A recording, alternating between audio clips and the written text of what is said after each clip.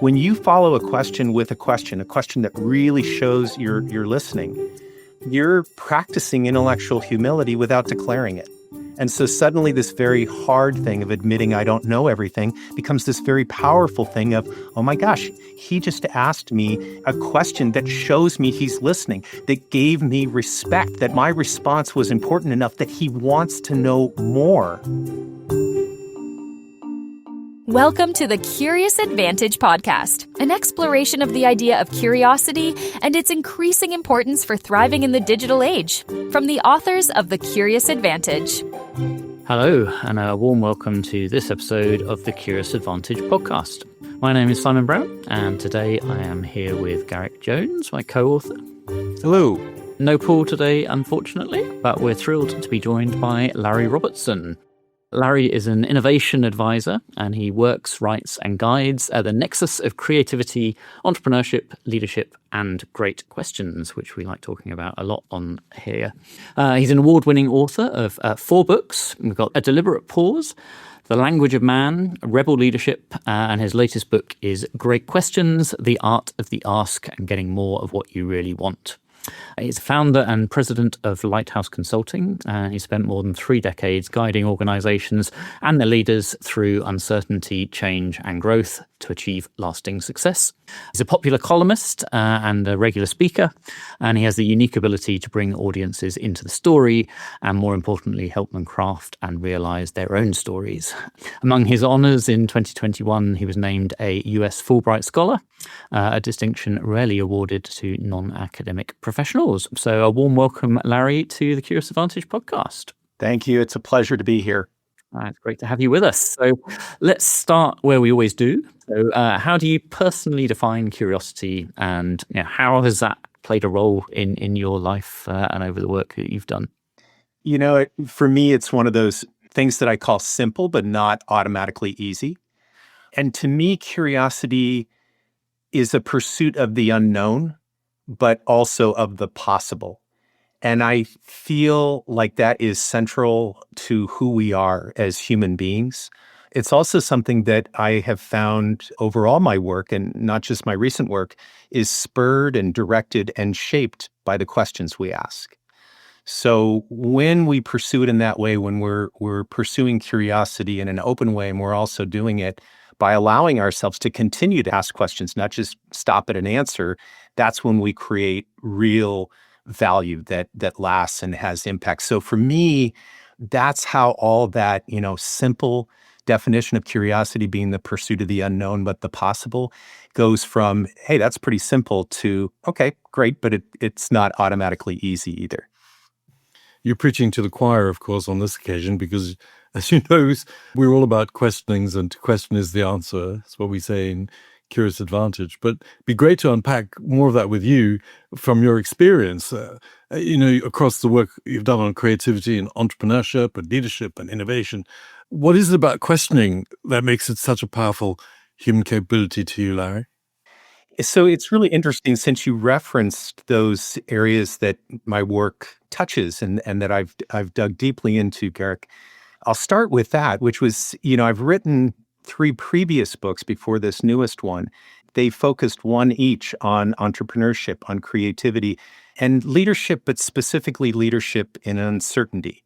What was interesting in the research and the writing for both those and in the sharing with others was how vital good questioning was to successful entrepreneurship, to creativity that actually materializes as something valuable, and to leadership ongoing, especially in uncertainty. So I had seen the power of questions there in each of those 3, but also wondered, what more is there beyond that? And also, am I only seeing questions in a limited way by looking through individual lenses like entrepreneurship or like leadership? So what I've discovered over time, and especially in the research for this new book that really pulls questions out as important, is that we're in fact born questioning. This is one of the most critical things to realize, that even before we acquired language, we are asking. We're asking in a variety of ways, and we're asking for things that begin with survival, like, where can I get what I need to eat? Where do I feel comfortable sleeping? Who can I count on? but then expanding beyond that to, hey, what's that? Can I be curious about that? So this idea that we're not only born questioning, but as much of the research suggests, we'd be dead without it, puts a whole new twist on why questions are important. And I want to move off that emphasis of, questions are there as part of our survival. That is true and that's important, but there's another element to it that I think makes questions supremely powerful. Questions are how we take a future orientation. And more importantly, it's how we start to consider futures yet to be and futures that can be made from things that don't even exist yet. So when you look at those two in balance, when you realize that, as I like to say, we'd be dead without our questions, but also we build our futures from them, I think that's really what describes why questions are so powerful and so pivotal, no matter where they're applied. So it can be in entrepreneurship or creativity or leadership, but really it's everywhere. So I'd love in a minute to dive into that sort of questions of helping us shape the future. But maybe first, so your latest book around the great question. So in there, I think you sort of identify that people have misunderstanding around sort of questions and sort of where they come from. So tell us, what are people not getting around how they use questions or not seeing about the power of questions? So I think this is a expansive and an interesting way to answer that. I interviewed over 140 people for this book. That was just part of the research, but the interviews were critical. Almost without exception, they were people I didn't know. And in fact, they were really cold calls in virtually every case. So I tell you that setup because they didn't know me. They didn't know what exactly I was going for in the research. And they certainly didn't know what I was going to ask them yet. The very first question I asked all of them is, what is a question? And it elicited the most interesting responses. And I'll answer your question two ways. The first thing that really stood out is that they all went big. So they didn't say a question is what we use to get an answer. A question is what we use to solve a problem, and then we have that solution. They looked at this greater power in a question. So we're surrounded by what I call functional questions every day. They could have gone there, like, what am I going to have for lunch? What's the best route home? What do I have to do on my to-do list today? Those are more functional questions. Very important, but they're not the only kind of questions. And yet every single person, without them knowing anything about me or me knowing much about them, went big. And then when they answered what a question is, these patterns emerged that showed a richer texture to questions. And there were really four things that stood out. A question is, number one, an invitation, but importantly, an invitation to understanding. So you're inviting someone in theory, with a question, and you're inviting not only their understanding, but yours. The second thing that a question is, this is again, the pattern across the answers, is a frame. Because whatever you ask is setting up directionally where you're going to go next. Now, that may change with the question that follows it, but the point is every question is shaping that frame for how you're going to search, discover, ideate, plan, do, even succeed ultimately. So that's the second thing. The third pattern across the answer to the question, what is a question, is that it's a behavior. And this really goes back to that fundamental start for all of us that we're born asking. So it is a behavior that's there in all of us. It's just that some tap it and practice it more than others. So it might look as though there's a distinction that only person X knows how to ask or answer great questions, when really it's all of us who have that. And that leads to that fourth pattern, which is it's core to what makes us human, including helping us to understand why any of it matters. And it turns out that's a very important function of questions. And it's an insight to questions that keep going. You really make me think about four different types and what is a question. An invitation to understanding, a frame, a behavior, and what makes us human. I mean, I'd really like to unpack that. And also, one thing that really resonated with me is when you said that it's the difference between what we think we want and what we really want. How can these questions help us uncover the difference between what we think we want and what we really want? I'll answer that with a couple of things. I think one thing that's really critical to point out in our conversation early on, because there's this tendency in all of our brains to think about this differently, is that the power in the questions isn't in the specific words. It's not even in the sentence with the right punctuation at the end. It's in the asking itself. It's in the asking as a way of doing things. And so, what that really leads you to understand are the five, what I call elements. So, in the book, part of the subtitle is The Art of the Ask. And the rest of it is getting more of what you really want, which is the part you pointed to. But let me go back to this art of the ask. There are these five elements around questions that drive any questions, no matter what words you come up with, no matter even if you're asking without a question mark at the end. You're just asking by saying something like, tell me more about that. That's a form of asking too. These five elements, and we can talk about them, but I'll give them to you simply. They are core, meaning recognizing that questions are core to us, but not just recognizing, investing in what that means, what it does for our brain, what it does for our health, in addition to what it does outwardly. The second element is context. Questions don't matter if you don't understand the context in which you're asking them, even if it's just the context in your own head, but it certainly goes far beyond that. The third element is concession, which is really wrapped around this idea not only of listening, but of the intellectual humility to truly listen. The fourth element is connection, meaning what are our questions connecting us to? What are they trying to connect together? How do questions connect to one another? And the fifth and final one is continuation. And so the reason I lay those out for you is that as you think about those core, context, concession, connection, and continuation, what you realize is that they have elements that are both individual and collective. So core, I'm going to make an extreme kind of statement or argument here. Core is really what's core to us individually, and yet we all share it, right? We're all born asking. Context suddenly becomes about things bigger than you and how it connects to others. Concession really starts as a very individual thing because I have to concede that I may not know in order to truly listen. But then we're right back to connection, and it's about a collaborative thing. So what I'm trying to point out is that these five elements go back and forth between what's individual and what's collaborative. And the five elements together are what make your asking so great. So here's the answer to your question, Garrick. We all have a sense of what we really want, and we use questions to try to get after that and to get hold of it. But if we're using these elements to ask great questions, really what we realize is that it takes more than us to get what we really want, which is to get the things we want, but to get them in a lasting and impactful way. And so that's where that distinction comes out. That really is to say, it's not just what you want now in the moment, it's what you want that's lasting and ongoing. And it's also to say, it's not just you that helps you get there, it's a collective exercise.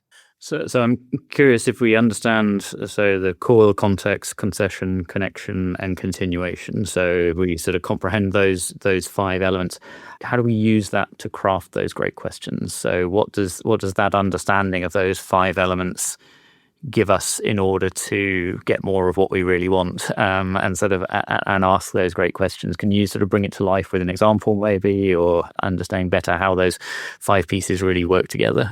Sure. So let's take connection, because that's where everybody wants to end up. How do I connect where I am now to what I want to be in the future, right? How do I connect one small idea to other small ideas to really create something great? And what you realize is that there are all sorts of connections out there in the world. How you get there is to be aware of the fact that connection drives your questions. It drives good or poor answers. It drives temporary or lasting value. It drives everything. So where do I begin? And one place that I suggest that readers begin is by recognizing some of the key connection relationships. So for example, the person-to-person relationship. Anytime I ask a question or seek an answer, my default is to only think of it through my perspective, but there are always at least two perspectives in any exchange between two people or more, right? Mine and yours are going to be different even if they're overlapping. So understanding that person-to-person connection, why we're both there, where we both come from, why we're in it, shapes your questions in a direction that actually raises the odds that you'll recognize value, period, but also probably better value because it's coming from more than one perspective. So that's one connection relationship, person to person. Another form of relationship is story to story. When I am individually or as a member of a team, part of a company, trying to shape my individual story, two things are happening at the same time. The first one is any story right now is connected to stories that came before. And if you're using story and questioning wisely, you're trying to connect them or create a new story in the future. So there's this, what I call a narrative arc that is linking our stories together in a different kind of connection. But the second thing is happening is that's happening for me and it's happening for both of you at the same time too. So there are these very three-dimensional connections of story. And this isn't about getting everyone right. This isn't about fully understanding every form of connection. It's about awareness. Because when you're simply aware of this person to person connection, the story to story connection, even the question to question connection, you're going to raise the effectiveness of your questions. So that's what I would give you as a particular tool, because part of what you asked me, Simon, was, how do you make this happen, right? And the second part you asked was to give you an example. Let me give you a more specific example. I talked to several teams of researchers who research in particular startups. And what they found was that our orientation is to look at a successful startup and say, oh, it was all about the idea, or it was all about the one individual who birthed that one idea. I know the two of you know that's never the case. Any kind of breakthrough idea is always an accumulation of ideas. It's more than that, though. It's about continuing to test and pursue that idea, even when it's proven successful. So there, you're not only connecting the story of an idea in one moment, like at its inception or when it was first implemented and created something powerful, but what it is ongoing, right? So that's the story to story to story connection. When you think about individual ideas, you pretty quickly can unearth that they come from multiple sources. Even if there's one person who generates the initial idea and then all these other people add to it or tweak it or whatever, there's a person-to-person connection that's happening there that also impacts the idea-to-idea connection. So what these researchers found was that the founders who realized that, the founders who realized you shouldn't be tied to just one idea. The founders who realized that they alone, individually, could not manifest the idea into something that had lasting value. Those were the ones that continued forward, and more when they instilled that in their cultures and they empowered everybody on a team to think and interact in the same way. In fact, expected them to do that. They again raised their likelihood of success and longevity exponentially over the others. You've spoken about sitting in the space between makes us human and the rise of AI. And you've spoken about the questioning that is really about connection and making stories together. How does that play into the world of AI that we now inhabit and us moving into a world where we have agentic colleagues who are working alongside us and on our behalf in some ways? But what's your view on that, Larry? So I'll tell you an interesting story behind that. When I first began this research and when I first ventured into the, like the early drafts of this book, I thought AI was going to take up a lot of word count in the book. Part of it was what we're all feeling, this external pressure to think about AI, to try to understand what it means, to try to get to an immediate answer of what it means. And so I went out and talked to a lot of the developers, both in for-profit organizations as well as at universities and research labs. So they're on the front lines of doing this. And what's interesting about the way you asked the question, Garrick, is you talked about these AI agents as being colleagues. And in order for that to happen, we as humans have to retain certain things. So we're doing a lot of offloading to AI or suggesting we could do a lot of offloading to AI. It might be a particular task. It might be a particular line of thinking, whatever it is. But as we do that, we have to protect other things about ourselves if we want to have that collaborative relationship with the AI. But there are things we don't typically think about, like the retention of our agency or the ability to sort contexts that are yet to be, to think into the future. The power of collaboration is uniquely human in that sense. So we have to work with the AI and teach AI to be collaborative with us. And then there's another enormous element of how we advance into the future, and that's intellectual humility. And intellectual humility, just as a quick side note, is not just the ability to acknowledge that you might not know. By its formal definition, it's also the willingness to understand that you might be wrong and that you might have to change. So it doesn't always happen, but it's a level of openness that is distinctly human. AI is programmed to get to a point. Intellectual humility is about opening up to multiple points. So I think as we think about AI and human interaction, we should think about, well, what is the human side? What does it mean to be human in that relationship, in that collaboration with the artificial intelligence that we need to not only retain, but be good at? So the distinction there is we not only need to retain our agency, we need to practice that.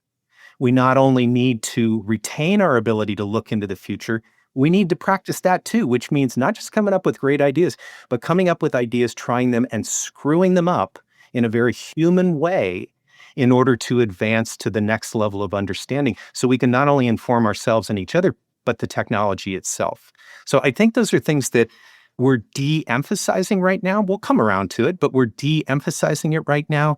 And this is a time, and we're talking about a technology that moves at a speed that we probably should pick up the pace on what is important about being human and how does that fit into that collaboration. Lots of questions that invokes. Sort of, what does it mean to be human? How do we predict the future? The role of humans and agents. Maybe starting on the one we referenced earlier of sort of how, through your work on exploring questions, can that help us to question where things are going in the context of AI? So this is an area I'm spending a lot of time at the moment trying to predict is perhaps a strong word, but trying to figure out where things are going, what impact AI will have. Lots and lots of questions that invokes. How has your work on, I guess, refining those questions, how does that help us to see into the future of what may be coming, or how can we ask better questions that will help us to get some insight into where we're going? It's interesting. We talked about what I call the 5 elements of the art of the ask, which is the idea of leading yourself into the practice. That's the art, right? Because art takes ongoing practice. So to lead yourself into the practice so that your questioning gets better. And those 5 elements, core, context, concession, connection, continuation, it turns out that each of those are great points for checking in with your questioning. So I can talk about what's core to me, but I can also point it towards a particular project that I'm working on, a particular business I'm trying to help, whatever help means, to help them to recover, to grow, to anticipate the future, and say, what is it that's core to us as a business that we're trying to achieve? And this is pointing back to what Garrick was asking about. How does AI help us to do that? It's rare that we talk about how AI can help us to do the larger things and not just the smaller assignments that we're giving it. So we can ask ourselves, what is it that's core to what we're trying to accomplish, and how does AI fit into that? We can look at context that same way. We can concede not only what we know and what we don't know, or what we can do and what we can't do, but the same thing about the AI. What can it do or can't it do? Speed and efficiency is great, but what might be the shortcomings of it? And you can work yourself all the way through those elements, thinking about, well, what questions would you ask around that? And suddenly, I think you're shining a bright light on your path ahead. Maybe not a totally clear one, but you're seeing it in a new way. And it's interesting because you're really, in some ways, pointing yourself back to what your assumptions were that led you to this place. And then acknowledging we live in a very uncertain world. So we should be checking those regularly. That should be part of our exercise. And when you check those things, questions are naturally a part of that.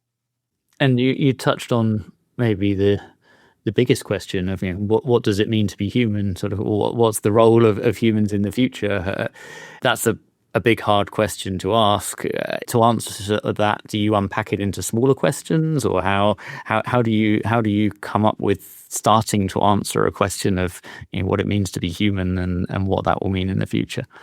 You don't stop asking. That is the simple answer to that, because what I feel it might mean to be human not only may differ from what the two of you feel, but I may have a different opinion on that 10 years down the road. And so part of this journey is continuing to ask that question of what does it mean to be human? And I think what makes it a valuable question is when you tie it back to who you are right now, what you're doing, what you hope to do in the future, like making it real rather than just this abstract, what does it collectively mean, an answer for everybody to what does it mean to be human. It's a pursuit. And what's fascinating is there's research growing in the last 10 years in this area called mattering. So instead of just talking about what does it mean to be human, a large philosophical question, or something a little closer and saying, well, what's the meaning in that particular thing, which tends to make us narrow? Like, what's the meaning in our story right now in this moment? So the idea of the research behind mattering is to say mattering is something bigger than all of that. Mattering is the thing that occurs over our narrative arc, that term I used earlier, how our stories interconnect with one another, past, present, future, and with other individuals.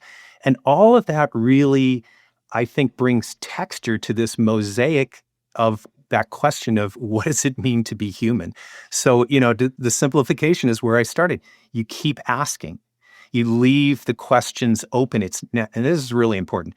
This is not about not getting to answers and excusing yourself from having to get to answers. We need answers to function. But we can hold two thoughts in our head at the same time. One is, I need to get to an answer to function right now. And the other is, I can ask that question again. And those two things allow us to continue to tap this very powerful capacity.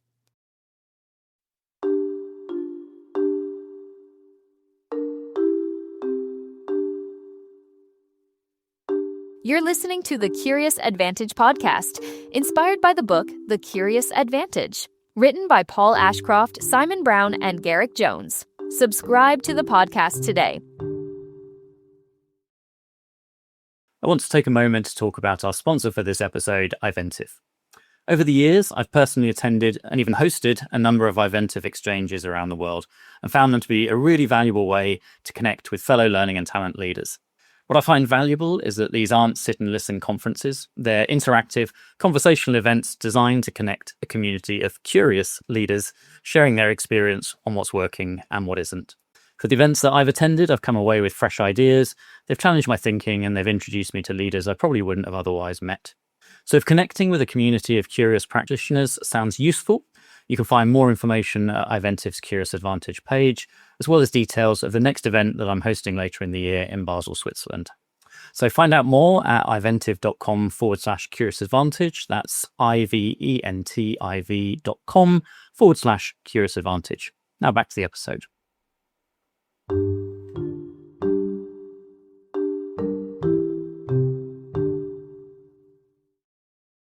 We live in an incredibly uncertain world, and uncertainty has become the new norm. The sort of neoclassical world has fallen apart really quickly, and we now live in a world where it's all about being in touch and connected and processing information on a continual basis just to survive.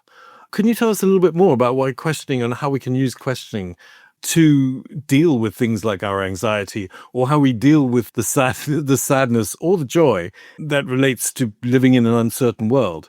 How do we question in a way that enables us to survive? Again, I'm kind of there are two thoughts you've generated in my head here, and let me start with this one. The first is really to embrace this reality that this is a very uncertain world. Now, I'll back up and say it always has been. But the rate of change, the extremes of change, and the continuing of that is what I call the new abnormal. We have tended, at least prior to, the year 2000, call it the last 50 years of the last century, to think that we got to move between one status quo and another with a lot of time in between. And the trick was, to first recognize that there was change, a threat, an opportunity, whatever it is, but ultimately it was to settle into a new status quo. And all of that has been compacted. And I think of it as the new abnormal, that you don't really return to some kind of status quo. You're in constant motion. So that brings us forward to this question of how do human beings deal with uncertainty, including those extremes of joy and sadness and so on and so forth. The funny thing is that we've convinced ourselves that the way to deal with uncertainty is to eliminate it. And the fact of the matter is not only is that not possible? I mean, certain forms of it, of course, but uncertainty in total, and let me stretch into another term, ambiguity, that isn't going to go away. AI is not going to fix that. The next innovation is not going to fix that. None of our individual answers are going to fix that. But here's the really positive point on that. And the data is not only clear, it's abundant. That we need uncertainty. That's how our human brains are built. And it results in everything from novelty to how to work our way out of tragedy. So there's a range there. And the longer we go on saying, I just need to get rid of uncertainty or ambiguity, the harder we make it on ourselves to strike those balances that you're talking about at those extremes. They're part of the process. And the uncertainty is part of what helps us get there because our brains are looking for that. That's what makes them hungry. Brains want to grow. And that's what allows a brain to go, bar none. That is the most important thing to a brain. And one of the simplest things we can do to trigger that, which we all know the power of it. We all know probably that we should do it, and then we choose not to do it, is reflection. So to reflect on a particular experience. Here's a really important distinction: to reflect both backwards and forwards. So when they do research on teams and how they come through a project or how they come through a crisis, how they come through a big win, they find the following things steadily. One is they don't reflect by choice, which I find just fascinating when you know the power of it. But when asked to reflect, they immediately see the power in reflection. The limitation is that when asked to reflect, they tend to look backwards and try to explain what happened, to conclude the story at this point. This is what happened. This is what I learned. This is what the outcomes were. And they forget to reflect forward. In doing that, they are squandering the lessons of just what they just went through. They're squandering the beginning stages of ideation that are, the flower bed of what they just went through. And they're choosing instead to stumble along the way in the future and whatever else comes up next, rather than reflecting forward and saying, what can I pull from what I've done into the future? Not just a repeat of, a different version of this thing that I've just done, but anything that I do, what can I pull from that by reflecting forward? So, it's a very long answer to your question, but this lack of embrace of uncertainty in general, that it's not going away. This greater and more important embrace that we need this uncertainty, that it actually makes us better. And then this third and final thing, that we really have control over this. Reflection's not hard.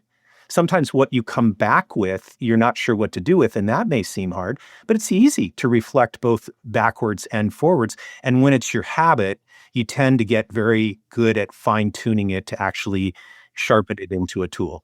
Really interesting to me. And you're talking about the need to embrace uncertainty and how our brains need, that difference. They sometimes the difference that makes a difference, the thing that drives us forward and looks at the differences and the gaps that keep us engaged and questioning, as you say. How does that relate to commitment, for example, when I need to commit to something to move forward and be certain about that commitment in order to achieve a goal or to have an outcome or get a product to market, for example? So, I mean, it's interesting the words that you just chose, because the answer is really, it differs along a spectrum of time, right? Let me just borrow the word goal and add the word objective to it, okay? And I'm going to just say that in my definition, an objective might be something grander, a little closer to a mission, a little closer to something that takes a long time or takes an accumulation of successfully meeting goals to get to. Again, I mean, we could define the words differently, but what we're really talking about is a short term and a long term. And so I think that there's an importance in distinguishing that for things that are short term, You have to have a plan that's more precise. You have to employ very specific tactics. You have to engage, right? You're trying to accomplish it. You're trying to take that hill, if you like. But most often, or at least this is the way it should be, that goal is adding up with other goals to a much larger objective or a much larger mission or a much larger vision of what you're trying to do. And this is really just another version of that. We've got to have that commitment to get anything done. Here's where we need to make a tweak. If our commitment is to say we have to go through this process to get that exact answer that we forecast we will get, we're kind of screwed. Because you've all of a sudden closed yourself off to the openness that there might be more than one answer. Even if it's a variation on the theme of what you're after in your goal, or it's something brand new, you've closed yourself off to it. And yet, if you keep your longer term objectives in mind and you keep pulling them back to test your goals and even how you're pursuing them, you raise the odds that you're traveling in this very committed way in the short term, but that you're going to have impact in the long term. That's at least how I think about it. And this very uncertain environment we're in only really says two new things about that. One is it's going to happen more often, that you're going to have this distinction between the goal you're pursuing right now and what number of goals will have to add up to that larger objective. And the second thing it says, and this is the most important, is nobody can do this alone. So we really have to figure out how to work in a collaborative way, not just to execute, but to solve. One of the other themes that runs through your work, and you touched on it in the context of concession earlier, is around intellectual humility. And I guess it comes down to that: if we're trying to make an uncertain world certain, we're probably wrong in trying to do that. So how do we deal with that, or create maybe even that intellectual humility, that sort of willingness to learn, to adapt, to challenge our own beliefs, our own thinking, to admit when we got it wrong, which, given how hard to answer some of the questions are, we inevitably will get things wrong more regularly. Yeah, why is that becoming such an important capability today? So intellectual humility is very tightly woven together with listening. And I think I could just say that and not even answer that part of the question, like, why is listening important? Well, if you've ever not listened, you probably paid the price enough to know at least partially why it's important. The more challenging answer to intellectual humility, and then I'm going to give you a simpler answer, but the more challenging answer is you're trying to deal with these two thoughts in your head. At some level, we all know we don't know everything. But at another level or another thought in our head, we don't like the idea of being embarrassed by admitting that publicly, embarrassed in front of others. The researchers in intellectual humility, Mark Leary in particular, who was one of the founding researchers in this area, neuroscientist at Duke, what he suggests is that you focus internally and focus on being less embarrassed by that idea of outwardly acknowledging that you don't know, and more embarrassed by the fact that you're wasting your time with that while you should be pursuing things that you don't know yet. Like to focus on the learning rather than the, oh my gosh, I don't know everything and somebody might find out. So that's the more, and it's a complicated thing because people are going to handle that differently. Here's a simple thing. One of the best ways to practice intellectual humility is to let a question follow a question. So when I ask a question of one of you and you give me an answer, and I actually take your answer and build it into a next level question. It doesn't have to be swinging for the fences, just something bigger than the first question I asked you. And then I shut up and listen. I'm practicing intellectual humility. I'm not jumping to say, oh, that reminds me of, or, well, really, there's a better answer than, right? Or to make some kind of statement or to conclude. I'm actually moving deeper into the questions and the learning where undoubtedly I'm going to run into something I don't know yet. And that is a practice in intellectual humility, and a very simple one that you can do without anybody even knowing that you're doing it. So I like to think of it that way, because when you start to think about the complexities of intellectual humility and you dwell on it too much, it's crowded headspace. Well, here's my follow-up question on intellectual humility is like, what can I do or anybody do in a everyday situation that allows us to ask questions and go deeper, that gets me to a place of intellectual capability? I think I've just answered the question myself, actually. You kind of have in a way, but I'll give you a phrase to go with it. And the phrase is tell me more, right? So whenever someone is asked a question, they're trying to give you their best answer. When they're answering the question, when they're ruminating on the question, they're not just exploring old ground. They're trying to take old ground and tie it together into a coherent story. And as they're saying it out loud to you, they're realizing there's more to the story, but they're doing their best to give you an answer. So you ask one question and they do their best to give you an answer. When you say, tell me more, you are doing that first answer to what a question is. You are giving them an added invitation to understanding what their own thoughts are, to understanding why you would ask and why you're interested. Even your new question is going to give them a new flavor to why you're asking and what your interest is. So right there, you've kicked off this beautiful cycle that if you look around the world today, does not happen very often. We are collectively, globally, moving more away from questions than we are moving towards them. And I think if you think about that, you can see that there are far more statements or questions asked to make a statement, or worse, questions asked to bait or humiliate or harden a position on extremes and things like that. And I'm not just talking about politics. You can talk about it in the arguments over whether AI is valuable or not and in what way, and anything else for that matter, right? But this is different. And yet it's absolutely familiar because this is what we're born doing. So you're giving yourself this simple permission to engage. And frankly, this is a little secret. When you follow a question with a question that really shows you're listening, you're practicing intellectual humility without declaring it.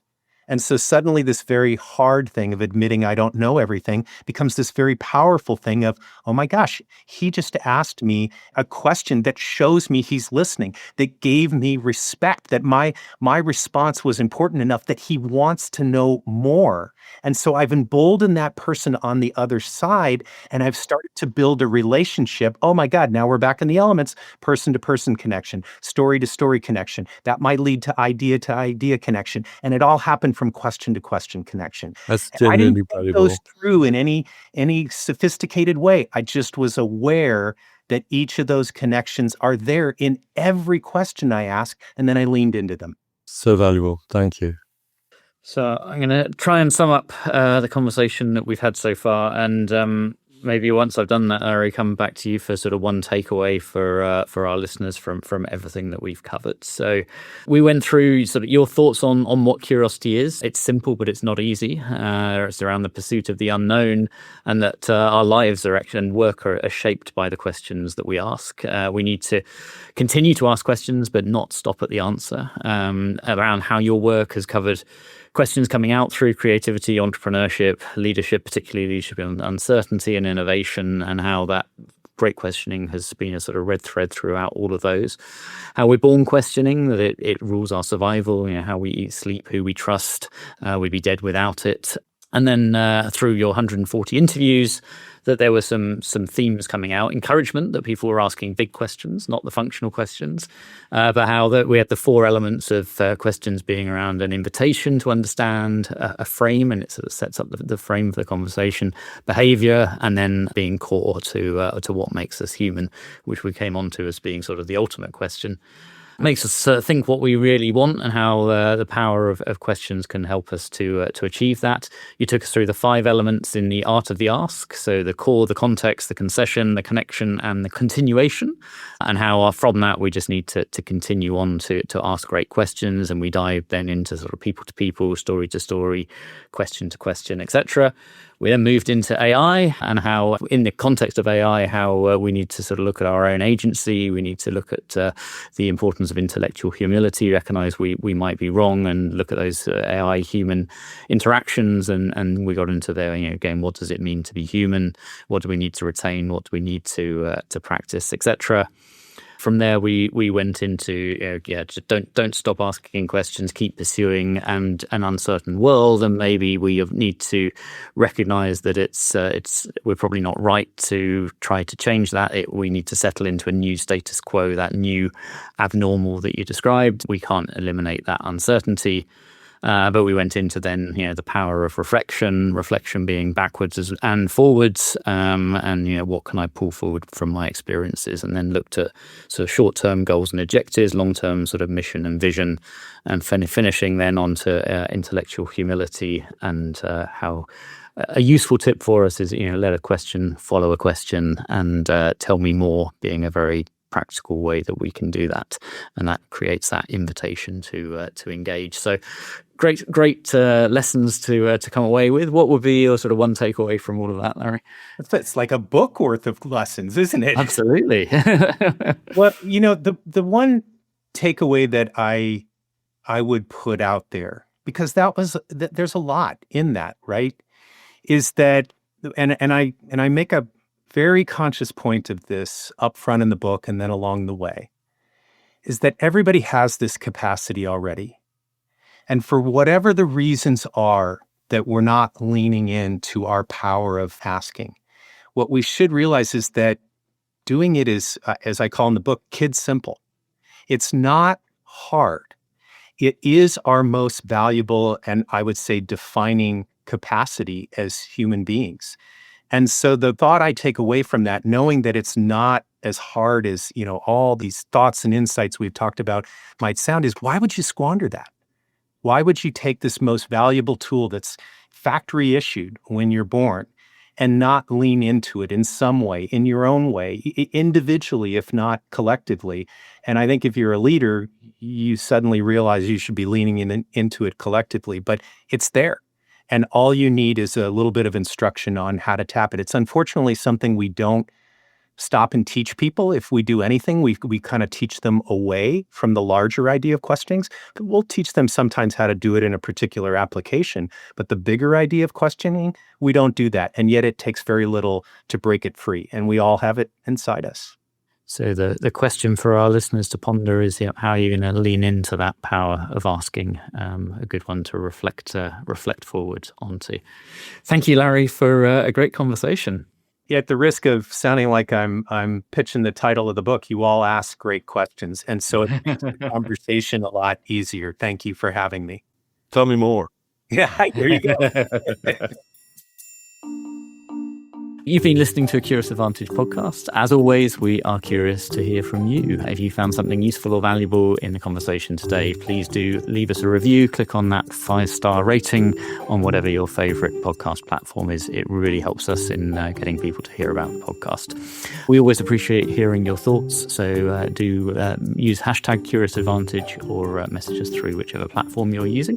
Curious Advantage book is available on Amazon worldwide, and get ready for our new book. So the Curious Imperative, topical for today, why questions beat answers in the age of AI. It's launching this September. Discover why curiosity is emerging not just as an advantage, but as one of the most powerful capabilities for thriving and leading in a rapidly changing world. Subscribe today and keep exploring curiously. See you next time. Thank you for listening to the Curious Advantage podcast. The Curious Advantage book is now available to purchase on Amazon. Stay tuned for the next episode and keep exploring curiously. This podcast is produced by Jessica Wickham.